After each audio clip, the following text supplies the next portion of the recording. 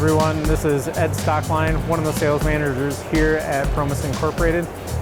Wanted to shoot a little video today to talk about the Automate show, talk a little bit about the technology and innovation that's going on here.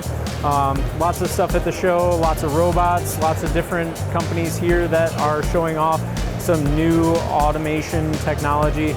We're really excited to be a part of the show. Wanted to do a quick tour of some of the products that we're showing. The main one here is new to us at Promess, which is the Radial Press.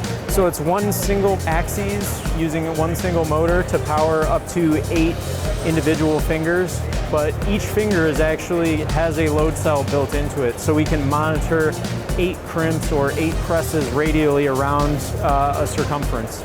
That paired with our 2-hand anti-tie down press, which allows our customers to have a little bit more flexibility in how much space they need around their pressing operation instead of being constricted by plexiglass or light curtain. Again, this year we have the Robot Press, which is actually our L-Series, our lightweight series of EMAP. This is attached to a robot and has the technology to be able to disconnect the feedback device, so you actually don't have to dedicate a robot to a press. So that, along with some of the other technology that we've always had, sensing systems for manufacturing.